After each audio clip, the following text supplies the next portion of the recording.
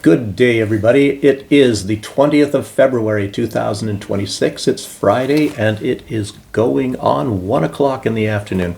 Temperature is minus 10 here in Minsk, Belarus. And today, mostly, I'm going to be talking about this stuff, some of the background things around Iran, what's really going on, and some, I don't know, little-known facts, maybe well-known facts about that confrontation. I'll also be talking a little bit about this board of peace, big piece of wood of the board of peace. Jeez, stupid name. But anyway, all this stuff seems to circulate around Donald Trump, and I think Donald Trump really loves this. He loves what's going on because Donald Trump is in the center of everybody's attention. And of course, poor Zelensky, he likes to be the center of attention, but things aren't working out that well for him at the moment.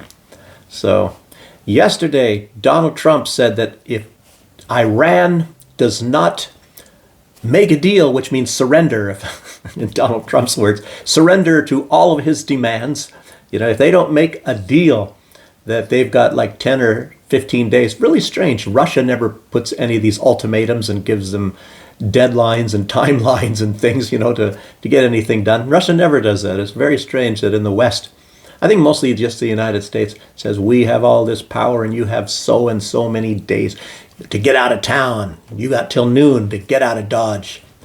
So anyway, something tells me Iran is not going to be doing so. And I think they've already told Donald Trump that much. So it's either you surrender everything that I want, which is things that nobody else is asked to do, get rid of your entire defense, your missiles, so that you are free for Israel to bomb you with their missiles, their Dolphin-class submarines, their nuclear bombs, and their fighter jets, the F-35s. They get everything that the United States wants. And even Saudi Arabia has formidable forces like that. But Iran's not allowed to do that. It's really straight. Iran is not allowed to enrich uranium. They have to give it all up. And it's like, well, Iran, they are an untrustworthy government, because look at how many times they've used bombs, how many neighbors they've attacked in the last 200 years? Zero. And the United States, they're reliable. They can sometimes even make it 3 months without bombing somebody. But what about Israel? They've bombed all their neighbors practically, except for Jordan, who is, I don't know, what do people say, that they're a cuck or something? I have not the faintest idea. They have these names for Jordan. And that's their time is gonna come at some point in time as well. But of course, all this is to establish Eretz Israel, Greater Israel, and I think the goalposts change on that. It's the goalpost always changes for Israel. First they want this, and then they want something more. You know how that all works out. So anyway, you all know that there is going to be a bombing no matter what. Obviously Iran is not going to bend over and get down on their knees and crawl around. Most countries don't do that. They look for some way out, at least to make it look like they're not doing that. But then, of course, there's a lot of these weaker countries, and they almost have to do that. And what was it? Pete Hegseth, he said just, a week ago, that said they are never going to go after anybody that is stronger than them, the United States. They're only going to go after weak countries, as far as where war is concerned. And I think they've kind of maybe underestimated Iran. It looks like everybody is talking about that. We'll get into that. There's some interesting things that for some odd reason everybody talks about it on the internet, but the United States seems to have not been able to see it. It's very much like the things about Russia. It's like, oh, we never saw that. We didn't see it. I really don't know. If you guys can remember, I think it was was it a day ago? It was yesterday, and Zelensky pretty pissed off because the chief negotiator for the Russian team, for the peace negotiations, not Russian team, but he's always talking about elements of history, and Zelensky's really getting pissed off and cussing and stuff, and he says that he knows more about history than Vladimir Putin does, more about Russian history, and it doesn't seem that he does, but, Zelensky. He's kind of a similar cutout to Donald Trump. he's like a budding Donald Trump, but he's still in his Uriah Heep stage. I don't know if Donald Trump ever went through that. But Zelensky's getting fabulously wealthy. Everybody knows that. Hundreds of millions he's getting regularly, and he's definitely, it's an undeniable fact he's a multi-billionaire. He was a multi-billionaire years ago. And even if he signed a lot of these things, at least the names of a lot of his corporations, his offshore companies and things over to his friends and buddies, of course, he still retains a lot of the income from them. And of course, probably if he ever leaves his position, he's able to get them all back and, reassociate his great big portfolio of massive amounts of companies all over the world. Some are in Belize and South Africa and Cyprus, and they're all over. But anyway, that's beside the point. So the Ayatollah has said that if the U.S. strikes Iran, that Iran will give a massive retaliation. And Donald Trump, he's been trying to do something through the back channels, trying to get an agreement with the Ayatollah. And the Ayatollah is not meeting with him, because I have not seen that the Ayatollah necessarily meets with anybody unless you go to Iran. That's the only way. He doesn't travel outside the country, which is probably very wise. Otherwise, Israel would make sure that his life is a little bit shorter than it should have been. So, and I doubt if Donald Trump is going to go anywhere. Everybody has to come to Papa. Come to Papa. They have to go to Donald Trump. So, and get on their knees and what did they say? What does Putin say? And wag their tails. Everybody has to wag their tails in front of the emperor. Well, he's not the emperor. The emperor is Netanyahu. Donald Trump is just the governor. So after the 12-day war, Israel knows Iran is capable of doing untold damage. So in private, they're very frightened, in public, they act as if, we're going to smash them. I already did my little dog thing yesterday talking about a little chihuahua or something like that. When it's behind the gate, they're really brave and they're going to tear you to pieces.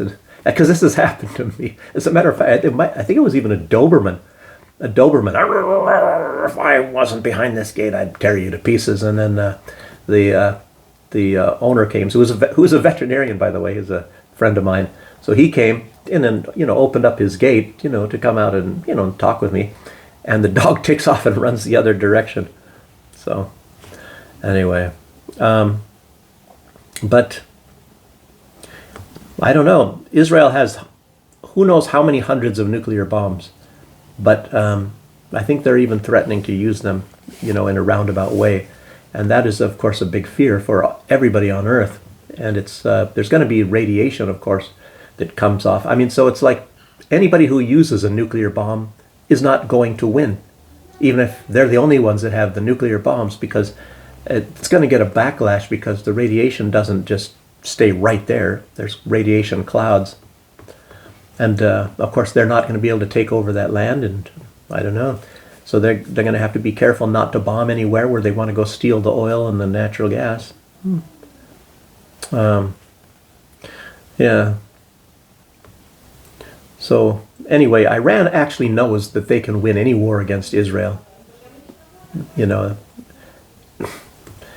maybe including if Israel uses nuclear weapons, of course, as I just said, the scenario of how they will actually lose if they use nukes.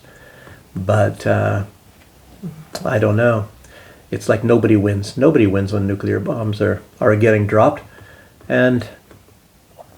But apparently, if you hear from people from Iran that are at least well informed, they know that there is no possibility that Israel can win in a war against Iran, in spite of the fact that they have F-35s, because Iran has powerful missiles.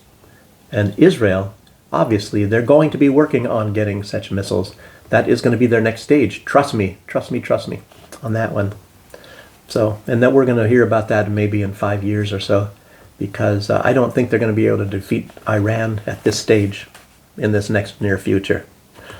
So that's just a long-term prediction. So let's see what happens here. The United States, they have 50,000 troops approximately in the area. 50,000 troops around for this operation and around. It's not in Iran, of course, but always for this operation against Iran, and the largest concentration since 2003 as the United States when they went against Iraq at that time. In 1991, the United States had over 500,000 troops. That's when I was also in the military. I didn't have to go.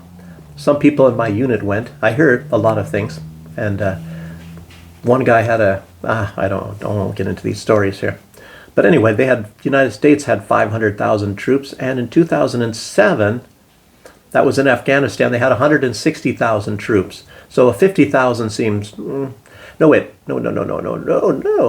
was in 1991, they had 500,000 against Iraq, and in 2007, I guess there was a surge, they had 160,000. In Afghanistan, I think that was in 2011, didn't I not write this down? Yeah, 2011, Afghanistan, they had 100,000 troops, the United States. So 50,000 is actually small. The most U.S. troops in that area are in Bahrain, Egypt,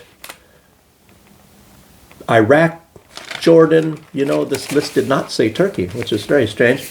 Kuwait, Qatar, Saudi Arabia, Syria, and the United Arab Emirates. In all, 19 states. So that wasn't 19 states I just named.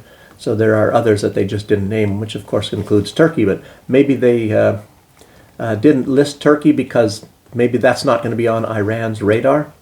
I wouldn't be attacking Turkey if I were them either, even if they are somehow kind of complicit in this attack on Iran. And where was that? It was the UK. I guess they put out, was it yesterday, that the United States cannot use their bases in conjunction with an attack on Iran. Right? They already have. They already have massively. A lot of these things they're going to what is it, Whitehall or whatever these airports are. These that are jointly operated by the United States and the UK, and they're lily pad hopping to the Middle East, obviously. So, and that's why everybody's been reading about that anyway. So now all of a sudden the day before, after all of the planes are already in position, then they say you can't use our, yeah, that goes really good after the damage is already done, I don't know really why they would do that. Trying to act tough. See, we can tell the United States what to do. Gosh, these people and their posturing. These leaders in the European Union, as well as Donald Trump even. Donald Trump, everybody knows he's a braggart. He just likes to brag and brag and brag. And everything he does is the greatest on earth, by far. And so you expect it now from Donald Trump. But these other people, they have to keep up their appearances as well, like that they're really big tough guys. So especially even against the United States. Oh, we told the United States they can't use our bases, and see how they run. If Donald Trump said 10 minutes later, we're going to use this base, and Starmer, okay, no problem. Wow. So like I was probably saying, and others have basically said, Trump is trying to get Iran to accept a symbolic strike. I think that's what it's all about. And Iran hasn't said that they don't see it that way. Any strike is going to be opening you up to a strike against, in at least equal measure, from us. And Iran has always been doing that. So when the United States strikes, they didn't do it this time, but they did strike against Israel. And Iran is on record as saying that they have not yet fulfilled their retribution for this midnight hammer. And I'm supposing maybe they're waiting for the United States. Maybe it's going to be directed at Israel, because actually Iran knows that if you strike against Israel, you're striking against the United States, because Israel is the cherished stepchild of the United States. It's kind of a strange relationship, as we all see. And militarily, it's like I even said it yesterday, when you start thinking about things, Israel is dependent on the United States militarily. United States is dependent upon Israel politically and political financially political. But Israel is financially dependent on the U.S. and militarily. It's a strange relationship, like I say. So it's, I don't know. Is it like husband and wife, kind of like the CIA and Mossad, or what is that relationship? I don't even know if anybody can actually say it. And then again, you got to look at the fact that Israel is an entity established through Great Britain. Anyway, let's not talk about that, because to actually pin it all down, I don't know if it's even possible. But the United States obviously wants to save face. All of the blustering and the bragging and puffing out their chest and, and this kind of a thing. They have to get some kind of, no, just kidding. They have to get some kind of a advantage from it and look like the big shots, and, that they control the universe, as you all know. Yeah. But it might even be that the United States is going to be trying to trick Iran. So if Iran ever consented to allowing some kind of a symbolic strike, the United States might even use that to actually not hit the targets that they said they were going to hit, and instead hit something very valuable. You don't know. Is there something like that very valuable? I wouldn't hold it past the United States, because how many times do they trick these countries? How many times has Iran been tricked by many countries? By France? There's been all kinds of deals. The only ones that don't trick them are probably China and Russia. And I don't think there is anything on record that says they have tricked them. So anyway, but the United States does it constantly. Europe does it constantly. They're just some dumb rag-headed, people running around, dark-skinned people in the Middle East. They're subhumans, So, but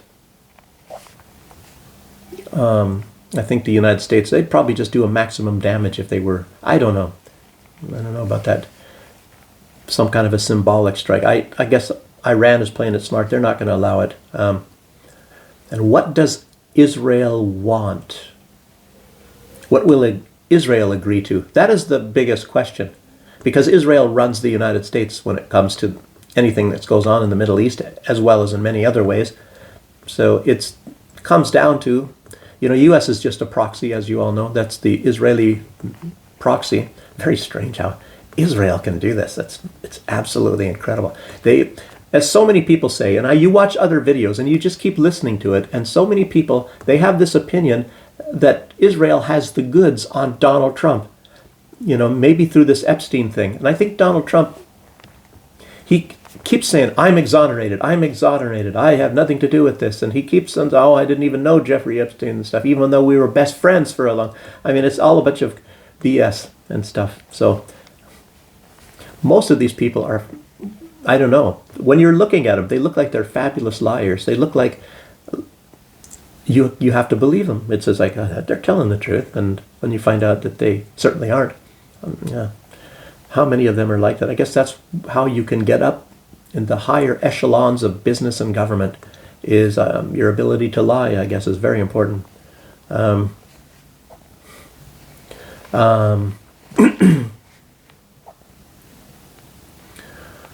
Yes, okay. What else we have here? Caroline Leavitt, the White House press secretary.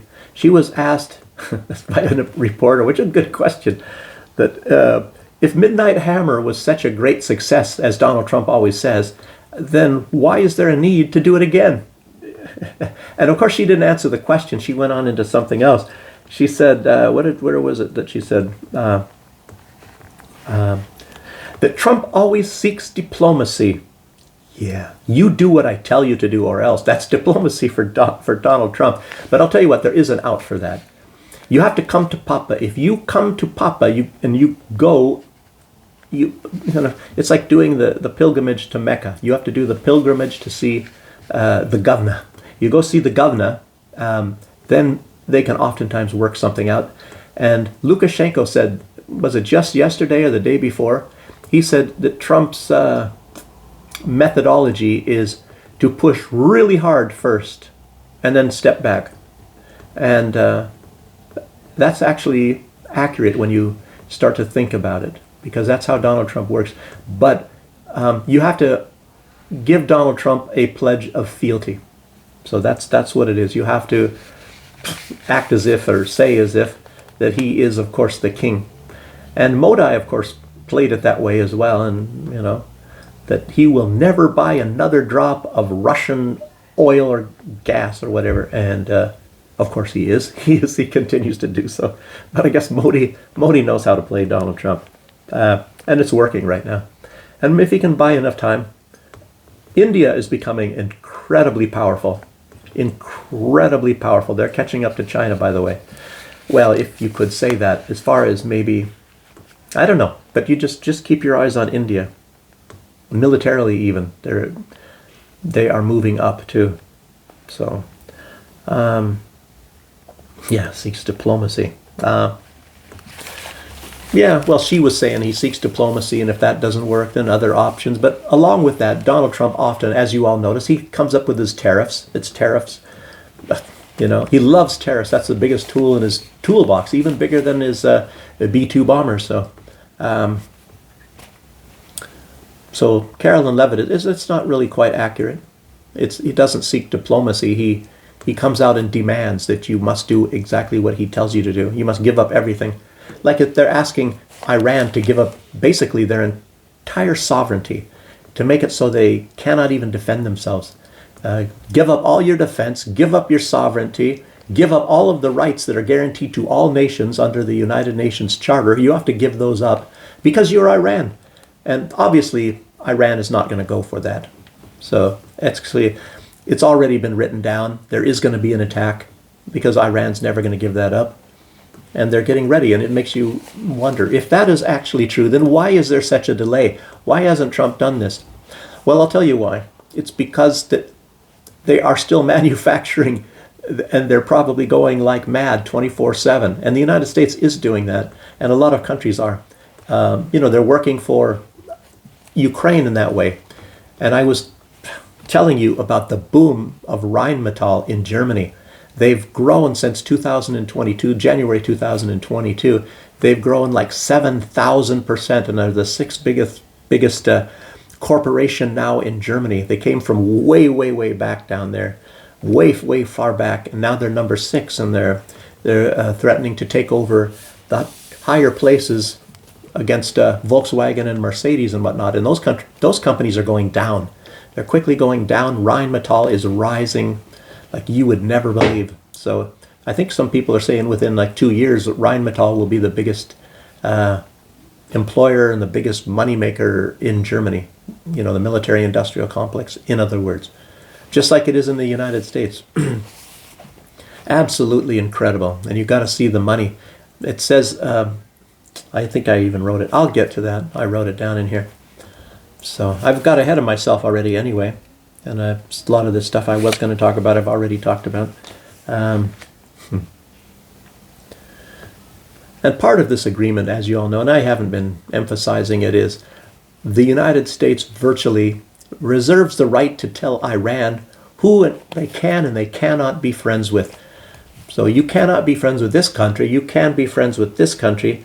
And of course, if it's friends with these Western countries, that means you are subservient to these Western countries. And anyway, they want to destroy Iran just like they want to destroy Russia. You know, maybe in a little bit different fashion, but they want these countries subservient and weak. Militarily weak, economically weak, weak. You know, what I'm getting at is Israel and the United States, because they want to be the big powers, and it's unbelievable. And it's like sports. I'll just throw that in with sports. Israel can conduct a genocide and kill what a lot of people suspect is some hundreds of thousands of people, the vast majority of which are children. And yet they're allowed in the Olympics and they can compete everywhere.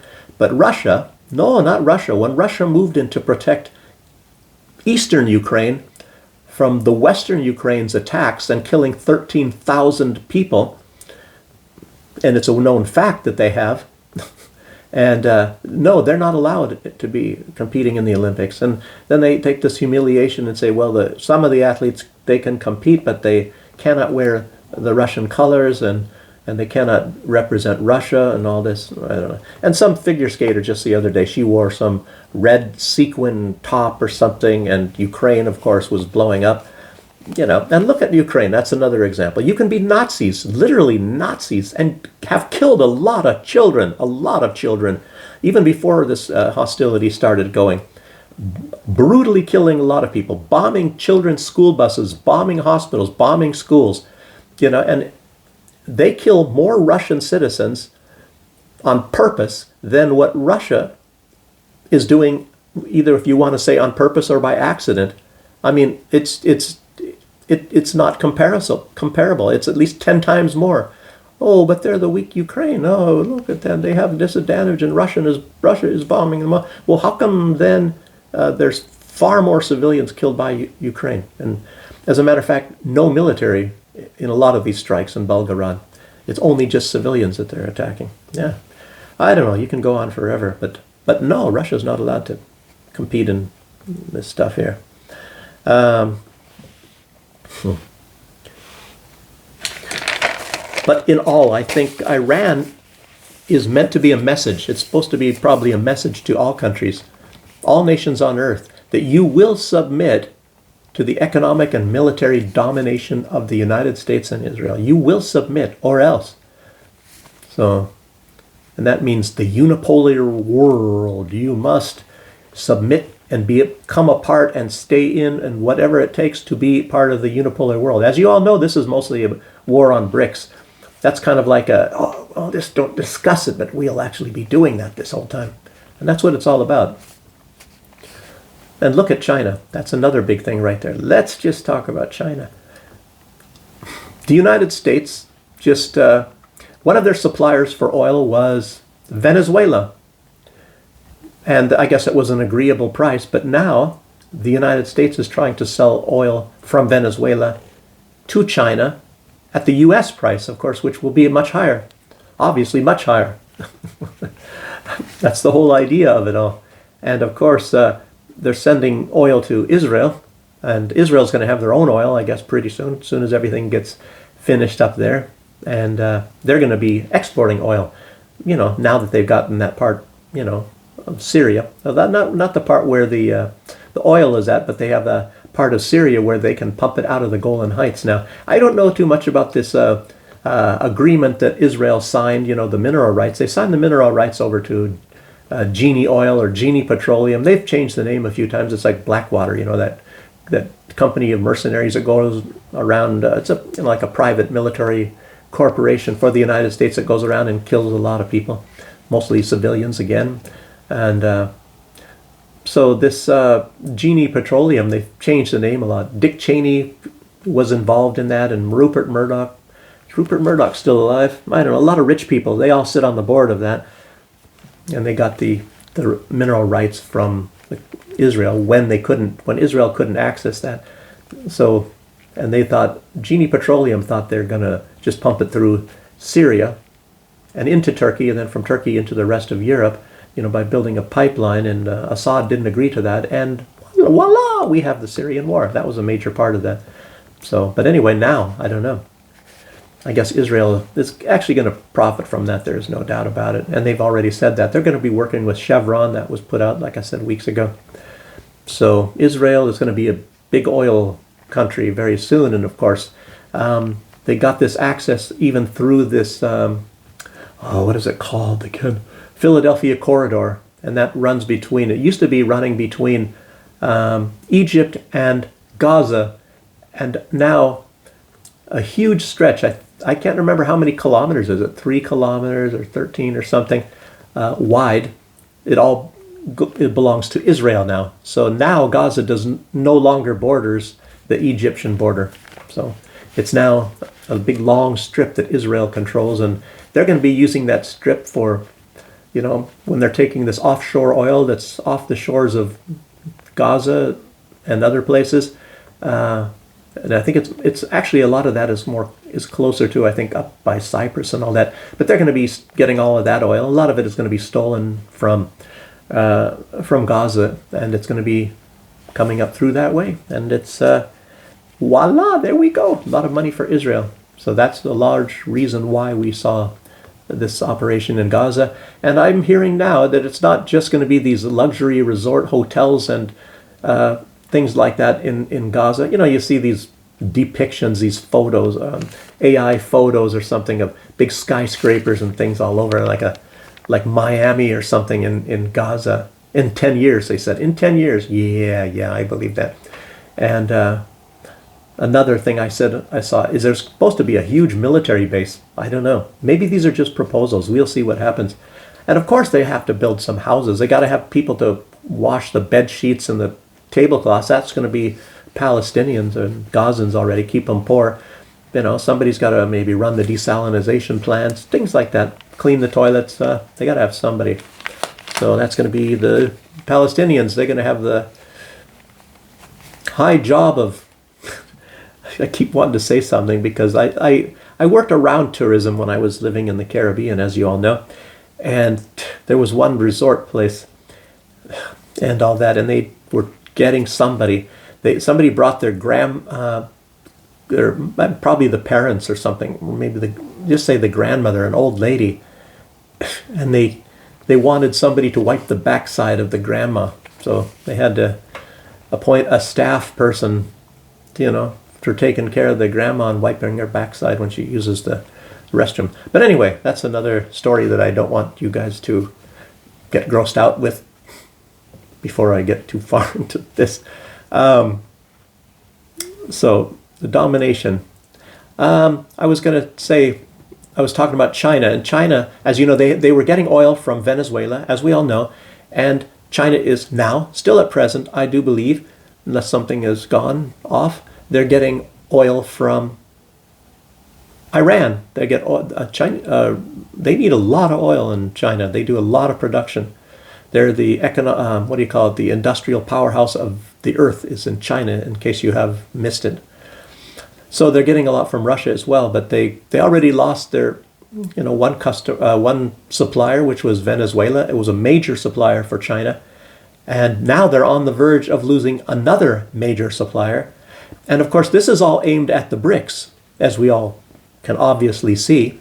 And of course, there's certain types of attacks on Russia too, in various ways, as you probably all know.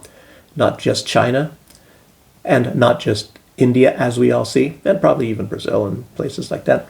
But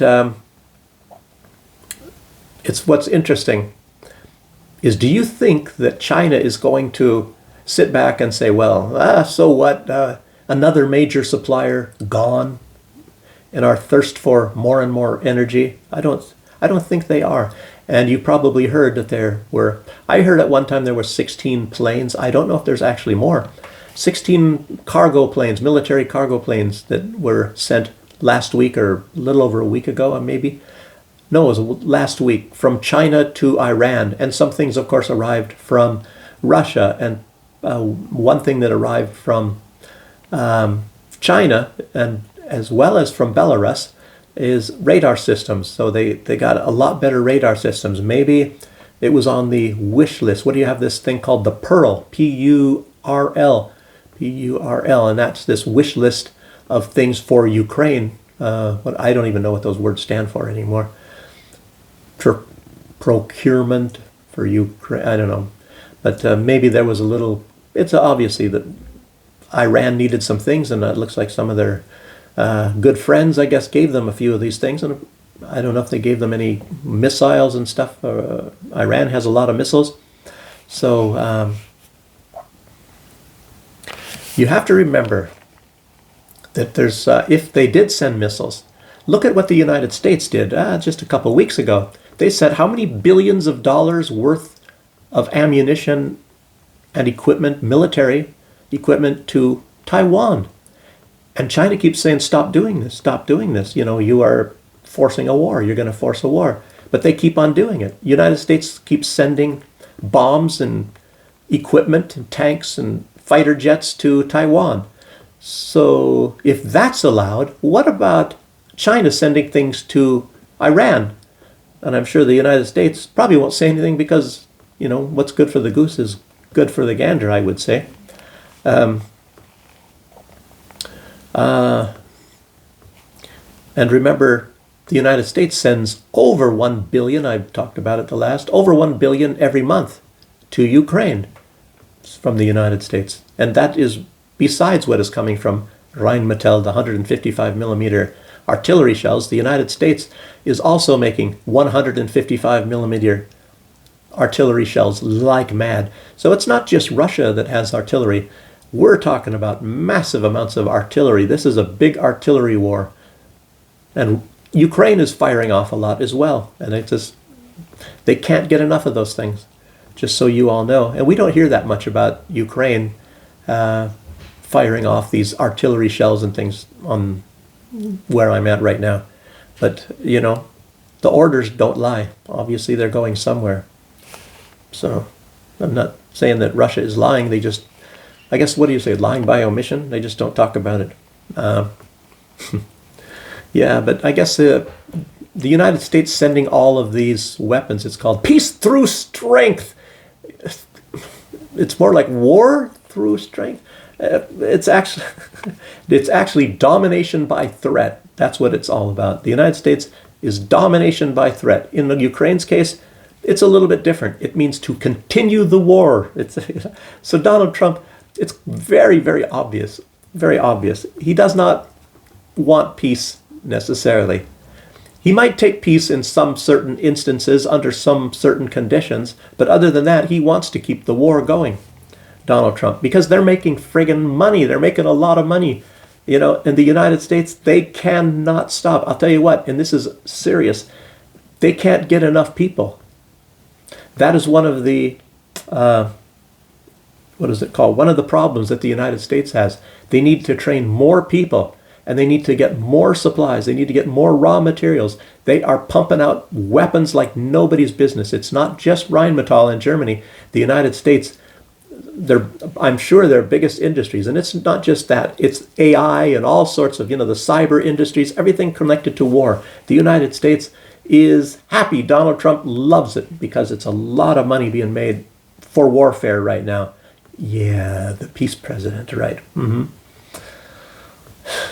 It's all a big farce. It's just like what's going on in Gaza. This is nothing but a big farce as well. They're saying that they're letting all these trucks, a lot of these trucks never get through. These aid trucks, they don't get through. People are still starving in Gaza. It can be stopped, but Israel is still in control. Israel's still killing people. They're still shooting and all that. Have you ever heard lately, for many months, maybe you can even go back to 6 months, that Hamas has ever killed any Israelis? No, because they haven't. But yet there's a lot of Palestinians, including children, that are getting killed by the Israelis. So, surprise, surprise. Yeah. So, Rheinmetall, what was I saying? It was like 7,000%. Wow. Yeah, the shortcomings, I was ahead of myself. For the United States, the shortcomings were manpower and supply chains, yeah. It's the supply chain of getting all the raw materials is what I was trying to get at. They can't get enough. They can't get it fast enough to make so many weapons and 155 millimeter artillery shells and all of this stuff. And the United States is using Ukraine as a testing ground, obviously. And we all know that the CIA is probably more involved in bombing Russian oil pipelines and pumping stations than even Ukraine is. So that's mostly the CIA doing a lot of this stuff. Oh, it's the peace. They want peace, right? Yeah. Trump wants to appear like he wants peace. But like I said, he wants to keep that money going. He did actually, and I said that before, that's absolutely excellent because he makes Europe pay for that apparently. So it's like, my hands are clean. I'm not doing anything. I'm sending weapons to Europe. Of course, it never make it to Europe. They go directly to Ukraine, but I'm selling them to Europe and it's their choice to do with what they want. It just so happens that it's always weapons that Ukraine wants. Yeah. So there was another ad, I guess, because this is also part of, I don't know if this was theory or if something came out in Israel. Let's see if I remember. I have to just keep going right here. But it's strongly believed that the U.S. has been convinced by Israel to conduct hundreds of strikes designed to kill political and military leaders of Iran, just like Iran, or like Israel always does. They've always been doing this, as we all are seeing.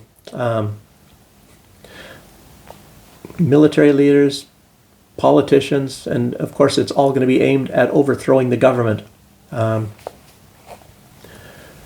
I've said this in other videos, a lot of this, how they were doing it. What they do is, they're getting this targeting. And there was just one, and I mentioned it, and I think in the video yesterday or the day before, there's somebody riding a bike. In this case, it was an electric bike, and he's riding down the street. He's just riding down the street. And no drones around, nothing like that. And all of a sudden, a missile comes and blows him up. Obviously killed the guy that's nearest to him on a bicycle as well, but that's collateral damage. They don't care. I don't know about the cars that are kind of going around in the street or whatever, but that targeting that person, I guess they weren't even that big of a deal. Maybe they pissed somebody off in the Israeli government or something like that. You never know what it could be, but they know how to target these people, and of course they're getting this information from Google, Google, that company, one that is associated with this platform I'm talking to you on, and Microsoft, of course, and Oracle, and others. And these companies, I told you guys about spy, why this is so important, why they get people like Jeffrey Epstein that are able to manipulate people. That is the main thing that the Mossad is looking for. If you can manipulate people, get them to do things. And we've all known people like that they can get what they want to from other people. And they're very convincing. I have known people really good at that. But so these people, they've sent them even probably to all of these corporations like Microsoft and whatever. And anyway, they're able to get these corporations to give them all the information they want on how to find somebody. And of course, these people know they have access to emails and all that. And as you all thought, like everybody thought, WhatsApp is secure end-to-end. It's encrypted, yeah. And Apple is not encrypted either, by the way. I'm sure people know that by now. Even though they had a couple of years ago, the FBI saying, well, we want the code so we can get into when we need to find terrorists in the Apple. But what it was then, they were trying to make it official, even though they already know how to get in, and they can spy on anybody's phone, whether it's an Apple or any kind of an Android system. It's not difficult. They can do that, and they have the access to it. And of course, all of these companies, they give them even the best of access. And even if they didn't, for example, if there is a way to get around this, say for example, you have you remember like the pagers and all this. So you put the name of that phone. I mean, this is just absolutely simple. You put the name of that phone in somebody else's name, somebody who is, like an accountant or something, or sweeps the streets or something. So that's in that person's name. And if you're some big terrorist, so it's not in my name. And, so the terrorist is using that phone. But they can tell from emails and all that who the person is. And maybe you'll put your old email address, install it on that phone. Obviously, immediately, bam, they know who that is. So that's not going to work either. So you can't just get a different phone under somebody else's name. And as you know, that's one reason why they had these pagers, and then the pager company, the Mossad, they went and sweet talked that. They just found out. They killed for example, somebody from Hamas or somebody from Hezbollah, and they see the company of where that pager was made, and then they go and infiltrate that company, and they get somebody from Mossad to make buddies and all that, and then they they worked in that. And and there's just all kinds of different ways. You can just use your imagination. Not very difficult. So they were able to use those pagers as bombs, and very easy. So it's almost like there's no way for any of these people to be able to communicate with each other. But and all of these companies will help them. All of these big tech companies, because they're compromised. Just like a guy that's a president of the United States is probably very much compromised. Not very difficult. I was telling you people before, even though I was not an intelligence worker. I was in Army Intelligence Battalion for the 8th Infantry Division. Then I was also in the 7th Army, and I even learned a lot about this stuff in that position. It's because of who I worked for. But it's a lot of this is to the stuff that I was learning, and then I worked in a prison. So and the intelligence things there. So a lot of this is you get some training to try to be able to recognize when people are manipulating you, and looking for some of the signs. And then, for example, it's a big thing. What do you do if you realize somebody is manipulating you? And if that does happen, your best bet is to go to whoever your intelligence officer is, and say, hey, I believe that I am being manipulated. And even if they have gotten you to a certain extent, you're best off to go and admit that, because I'll tell you what, you're in for real big problems if you don't. If you don't do that, they're going to get you in deeper and deeper, and then you end up either going to prison or get the death penalty or something like that. So if somebody is manipulating you, you're realizing that, the best thing is to, show your cards, do it, say, hey, I'm doing that. And you might even find yourself to be in a very good position after you do that. And believe it, I've even seen people that they didn't say that. They were being compromised, and they didn't say anything. And of course, they lost their jobs. It wasn't that they were not really giving things away here. They were not really fully employed into these positions just yet. But on further checking, apparently, I'm not exactly even sure, this was back in 1994, 3, something like that. But anyway, on further checking, they found out that these people had connections to the other side, so they confronted them, and anyway, they lost the job. So anyway, you guys know what I'm getting at. So that's how Israel has these pinpoint strikes. Like if somebody is living in a huge area with all sorts of apartments, buildings or whatever, and Israel can send a bomb pinpoint right through the window of the right apartment on the right floor. And even if there's 20 buildings, they all look identical. They'll hit the right person and get that person. It's because they're tracking them through phones and maybe pagers even, and other things. So that's how it's done. And everybody needs a cell phone nowadays. We're all kind of addicted. Like I think Elon Musk said, we're all cyborgs now, because we can't do without this piece of electronic equipment practically attached to us. Wow. Okay. And they've done it to more people, hit them on bicycles even. Incredible. Not just cars. Say your daughter has a cell phone, like this has happened, and you're going for a drive in the country, somebody that's maybe connected to Hamas or something like that, and they're on some bridge and tootling along, and the guy, he doesn't have his cell phone on. He doesn't even have one maybe, but his daughter guy has one. And all of a sudden, out of nowhere, bam, a bomb comes and the whole car is just disintegrated. Because the daughter was playing some game on the back seat, and so the whole family is gone. That's what Israel does, and they've done it many, many times. Okay. Yeah, like remember when they killed all those peace negotiators in Qatar? From Israel all the way to Qatar. I don't know if they used a drone at that time. Missile, doesn't matter. And a lot of these Israeli soldiers, when they leave the military, a lot of them get these tech jobs.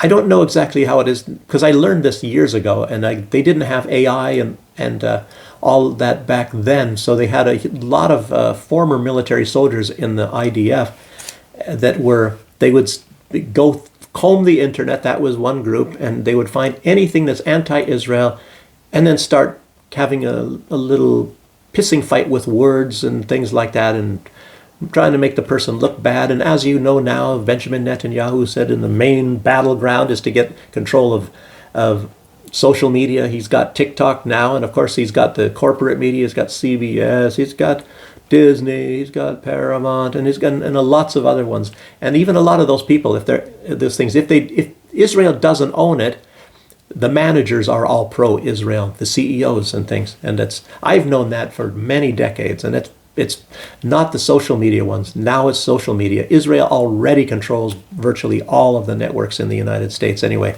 Fox is one of them for sure, as everybody knows that. So, but like I'm saying, with the AI and all of this, I don't know if they're needing as many of these former soldiers. And I've only been around some certain people, former military people in Israel, and it's weird. You'll find out a lot of you, if you know, most of them are all very arrogant, especially when they get together. When there's two or more of them, if you get some people one-on-one, you might be to where they're okay, but most of them are quite arrogant, especially when they get together, because you're the goy, and you're the stupid goy. So, and the whole objective is to get you, is to make you look stupid and to be stupid and to take advantage of you. So, and they'll act like they're your friends as long as they can get something from you, like as a spy or this and that. And that's why they need these special people that don't have this arrogance, or maybe they can hide it when they want them in the Mossad. Because that's a very big deal. That's a very big deal, is to finding these agents. And a lot of the CIA agents, the ones that I've known, the ones I've known are not as good. I'm sure they have very good ones. There was one guy I suspected he might have been, and if he was pretty good. In other words, because I couldn't tell, but the other ones were very obvious. But I was in that Caribbean island, and they are not going to send their very best people down there. So they're the ones that you can say, okay, right away, almost right away, you can tell that they're for intelligence agencies, and then you start watching and see what kind of information they're trying to get, and say, gosh, why make it so obvious? And a lot of time they're pressed for time, so they have to do it in a much quicker way. If it's not, they can sit there and cultivate sources and things like that, cultivate people and sources and tell that. So, and they infiltrate a lot of time in those areas, churches like Seventh-day Adventist Church and the Catholic Church and things like that. It's not so much, from what I have seen, it's not so much Greenpeace anymore. Anyway, just saying. Okay. And you would think that all of this stuff costs so much with all these weapons that the United States and Israel would say, well, gee, this is just a huge amount of money. What the heck are we doing? Why don't we just try to work with these people and we can still get what we want? Then they probably could, even with manipulation in those ways. But you know how this works, and you have to just think of it this way. The gains, the money that is getting gained, and how these politicians, they don't get a lot of money from the plumber Joe and Aunt Betty that works at the cafe down the street or something. They don't get a bunch of money, even if you really love Donald Trump or Obama or whoever it is. They're going to $5, $20 maybe even $50. But that's it. They're not going to. But these corporations, they give tens of thousands of dollars at a pop, and so when you put all this money in, it's how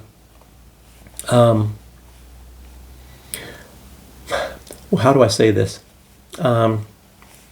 When there are gains from wars, from wars in like General Smedley Butler, I think he's the most decorated person in U.S. history. He said he was a prostitute for corporations, and that's what it's all about. So when they take over someplace or gain control of a country, the gains get experienced by the corporations, and they're the big gains. And of course, all the losses, it's suffered through the taxpayers' money. So there's very little advantage unless you're working for one of these arms manufacturers or Coca-Cola company or whatever. And then you're not going to get a raise because of it. The corporation owners and the CEOs, they're going to get the big money. So the people all stay weak, and it just puts you in your place, you useless eaters. So you're not allowed to maybe get enough power to overthrow the system which is what we call fascism. The marriage of corporate money to government power, as explained by Benito Mussolini, is fascism. So the United States is very much a fascist country. How many books are written? Who was it? This great person that made movies, like the movie, I think, with Dan Aykroyd and Bette Midler, I think it was called Trading Places. And he's made a lot of other things. He owned hotels and things like that. And he was big into like gold and all that. Aaron Rousseau, he wrote this book when he was dying of cancer. He had nothing else to lose. So he wrote From Freedom to Fascism. I think it was America, From Freedom to Fascism. And it just shows how, it's kind of, if you think about it, how Karl Marx was saying in Das Kapital, how in all those books, who in the heck would ever read that crap, and who can retain anything from it stuff anyway? But anyway, it's how though the system, goes until the final stage is communism, and I think maybe even, I don't know if it was Erich Honecker or whoever these people are, or Walter Ulbricht or whatever, that said there's socialism 1 and socialism 2, and then it's communism. Everybody has their little views of communism and socialism, and I don't know, it's all a bunch of BS anyway. But it's their theories, and Lenin was pretty messed up, as you all said. Leninism. I don't even. I tell you, it's almost not even worth learning this stuff. What the heck are you going to do unless you really actually believe in this stuff? Who would sit there and try to learn all this crap about Marx and Lenin? And of course we don't even have it now anymore. And look at China. They're not going with any kind of a system that those people wrote about anyway. A lot of people say China is far more capitalist than the capitalist countries, as you all know. So, okay. So yeah, the gains from the wars go to the corporations and all that. And heck, it's even paid for by the peons, us useless eaters. And of course the politicians, they benefit from anything, I guess. They just have to play their cards right and support the right people, which is never the taxpayer necessarily. You just have to, for the votes, you have to get up there and say that you love the people, Yeah, that was a famous one. I've even heard that. I was sitting right across from a country's leader. This is an honest to God truth. Gosh, sitting right across, I don't know, maybe it was less than a meter away. And somebody said something, asked some kind of question, and said, "Don't they know I love the people?" I sit there thinking, gosh, I almost started laughing right there, thinking like whoever is there listening got to be really stupid. By the way, this guy was a socialist type. Anyway, very good friends with Fidel Castro at that time. So just so you guys know. Yes, I've talked to some people sometimes. I don't want to say names though. I have to wait till the guy is deceased, like I've waited. I mentioned Robert Barrett, the hotelier guy, the billionaire from the Caribbean, but because he passed away in the end of 2025, so just last year, so that's why I mentioned his name. It's not going to be any harm done anyway now. And he was even friends with Fidel. Well, not friends. He visited Fidel Castro. But let's get on further here. So, as we see how this system works, the Epstein class keeps getting richer. And it is the system in the West. We don't have that system over here. We don't have that. What I just was telling you about this, when the losses are suffered by the people and the gains are gained by the corporations and the politicians. That system, we don't have that here, even though it very well could become that way. That's how you know when you're a Western country, is when you have that system, and it is self-destroying. It will destroy the countries. And there is some problems even in the Russian system, sure, but and I can tell, I'd even heard about one just today, and we don't have that in Belarus. I would even urge people, and this is just a little bit of advice. If you think financially it's going to be less expensive, or you're going to be that much better off, and there are advantages to being in Russia. Depending on your job, you can make more money over there than you do in Belarus, but the costs are much less here. And if we ever get a, a pro-Western government in Belarus, it's all going to be over. But as it is right now, things are quite good, and there's a lot of advantages here over living in Russia. I don't know if I could ever, if anybody is interested, of course I could mention some of those things, but maybe a lot of you, I don't even know if my videos are getting out, if they're getting fake views, if Google is doing that and not sending my videos to much of anybody's feeds except for maybe some of the regular subscribers or not. I have no idea what is going on. So, okay. So, if anybody you saw, there's this Board of Peace they're meeting now. I have some little information now towards the end of this. This is going to be a lot of interesting little things that I got from the news. So they had this Board of Peace, and if you saw the Israeli person talking there,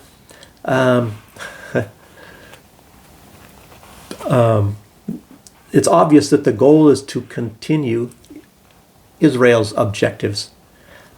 And it's absolutely telling. This is absolutely fascinating when you compare this to other information that is very similar to this. So Israel will continue, at least as far as this is concerned, in the Middle East, that Israel will continue the domination of the region, and their goal of creating greater Israel. As you know, Donald Trump is in charge of this peace thing here. And this goes hand in hand with what you might have all heard recently. I guess whoever this name, I should have looked up her name. She used to be like a beauty queen type of lady, or a blonde lady, and she was part of this Religious Freedom Council. And she announced, she's a Catholic, and it's supposed to be called like a Religious Freedom Council. And she said, it's all about Zionism. It is all about Christians' subservience to Zionism. And she got up and said, wait a minute, I am a Catholic, and we are against Zionism, and I don't want to be continually promoting Zionism, because that is against my religion. And I think basically they kicked her off, even though the ones who assigned each individual person it was Donald Trump. So she got to meet Donald Trump and put her on there. And she's not supposed to be able to be removed unless it is Donald Trump. But as far as I'm hearing, she's removed. So that person that is in charge of that committee said that is the objective. The whole objective is basically to promote Zionism. So this is what Donald Trump assigned that all about. And look at what this Board of Peace is. That is all about Zionism, the domination of Zionism. And obviously Donald Trump, undeniably, is a Zionist. Undeniably. And like I said, I don't know if he's being serious when he says that he's a Jewish president. But you can be a Christian and be a Zionist, a Christian Zionist. Ted Cruz or Mike Huckabee, all these good friends, and a lot of these people that Donald Trump has assigned to all of these positions, and they're all pro-Israel. So this is really telling. I guess the word is telling what's going on, if you guys have not noticed it already. Wow. And I said, and I don't know, it was really weird, and I don't see anything of it. But anyway, they said, well, that's another one. What did Lindsey Graham, he just said, and I said it, I think yesterday, the future of all wars of today are being planned in Israel. That's what he said, I think, while he was he in Israel at that time? I mentioned it, I think, yesterday. And there is a belief, it's very strange, and it was even put out, and somebody's made videos about it, that the world is going to be ruled from Israel. That is going to be the capital of the world, if these Western people get their way. So this is, and I think it's Jerusalem. Maybe that's why Donald Trump moved the embassy to Jerusalem. But anyway, it's just some food for thought, just something for you to keep your eyes open for in the near future when you start to see this information like this. Okay, the deadline for U.S. sanctions against Russia have expired, so Trump extended them. So that's because he wants to make friends with Russia. So he extended the sanctions against Russia. Yeah. And I'll have a little bit more about this peace board. Belarus sent representatives well, they were sending representatives to the peace board, which they were invited to by Donald Trump, and their visas were declined, all of them. And maybe that's one reason why next week there will be a get-together. I think it'll be Putin and Lukashenko, and it's a meeting of the Union states, so there will be a council of the Union states. Belarus didn't take that very kindly, by the way. All of their visas were denied. Wow, to go there. Yeah, even though they followed all procedures, everything was in order. Wow, incredible.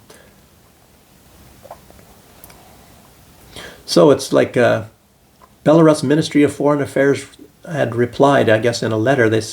Well, I don't know who it was addressed to. Said, if even basic formalities aren't respected, what peace, quotation marks, are we talking about? So I don't know. That sounds to me like they're not very happy about this. And I would have told Lukashenko that, not that they're going to get denied. I was thinking that he would be strung out. They probably don't want Lukashenko there on the board. I have no idea, because Israel's going to be there, and maybe they chose those that will be attending, that they will be all subservient, so to speak, with Israel's views. So I don't know. I don't think that Lukashenko really likes a lot of children getting killed. Yeah, okay. Ukraine has been reminded that a criteria for being allowed into the European Union is they must support government promotion of the LGBTQ plus agenda. So in other words, you will allow men to get married, and you will allow child mutilation, all sorts of any kind of this stuff. So that's all supposed to be promoted by the government of Ukraine, otherwise they will not get into the European Union. I remember under the Biden administration, that's what Biden was demanding from African countries, that they have to allow homosexuality and all sorts of things like that, if they wanted any kind of treaties and relations with the United States. Absolutely incredible. Well, along with that, Candace Owens, she said that it is intentional that there's so many gay leaders, like all these heads of state, and she said, and it's mostly, of course, in Europe, but she said Zelensky and Obama, are gay, and well, I think maybe some of these people are possibly bisexual. Zelensky, Obama, Macron, Trudeau, and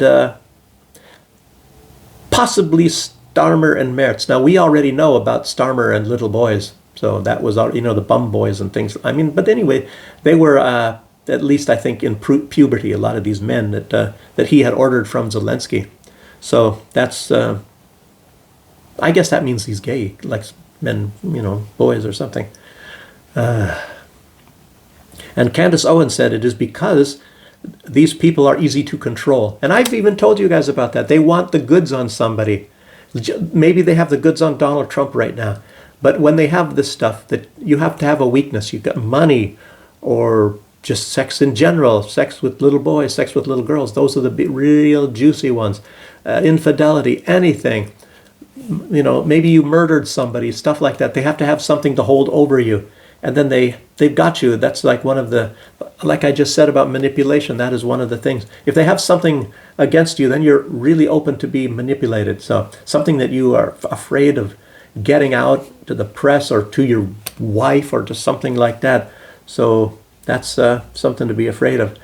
Some people call it a skeleton, if you have a skeleton in your closet.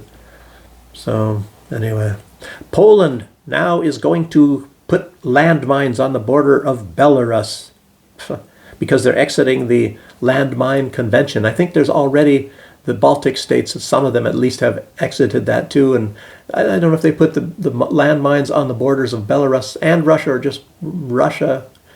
No, I think, yeah. Well, no, it would be Belarus and Russia, of course. So these people, they really want a war. It's really big. Absolutely incredible. And Finland, they're coming out, of course, with more. It's just like what did they have? They just had this Munich Council, and everybody is saying the whole thing was about war with Russia. It's all about war with Russia, the whole thing.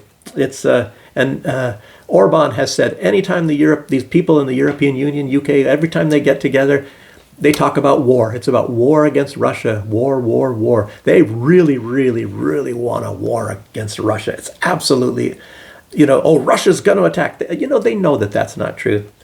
They want to somehow get into a war with Russia. And Finland, I guess, Finland has been coming out now, and they say that they have over 1 million man military that are all trained in the Arctic, Arctic warfare and whatnot.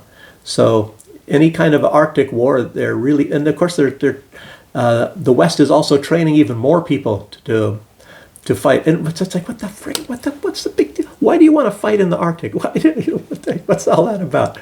I don't see. So what are you going to fight? Fight over some snow or polar bears or something? Maybe these guys, maybe these leaders, they like polar bears just as much as they like other men. So manly polar bear. That sounds like really something exciting, doesn't it?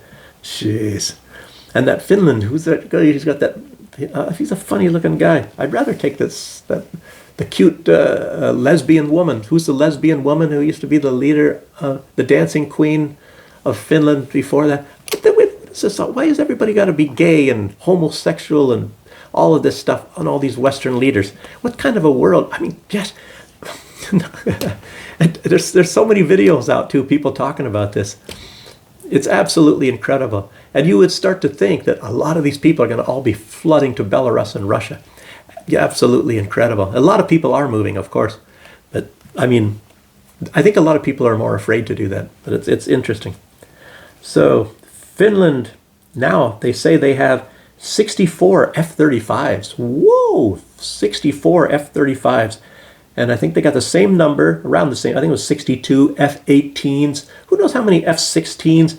Anyway, they got a huge amount of fighter jets and planes and maybe bombers and everything else like that too. And a 1 million man army. So they are a huge, I think somebody said they're like the fourth biggest military. I don't know if that is true. I doubt if that's true. But they got a huge, huge military. Finland. Can you imagine that? Finland? You were thinking maybe Germany? Germany has got, I don't know. I'll tell you what, Germany has got more troops than what the United States has at the moment in the Middle East, but not by that much. Germany is, and Belarus doesn't have a huge military. And Germany and Belarus, I think they're of similar size, the militaries. So, but anyway, but Russia, of course, is, I think they're over 1 million now, but that's actually really big for Russia. But can you imagine that Finland has been maintaining, what do they want? What are they going to do with that? Finland has always been sore against Russia because Russia defeats them in all of these things. And they've even had goals to take Murmansk and all sorts of the huge parts of northern Russia. And look at Ukraine, they want the Krasnodar, they want huge areas. If Russia does not maintain a huge military, they are gone. So their lot is to continually have a very strong, powerful military, as well as all these bombs and things.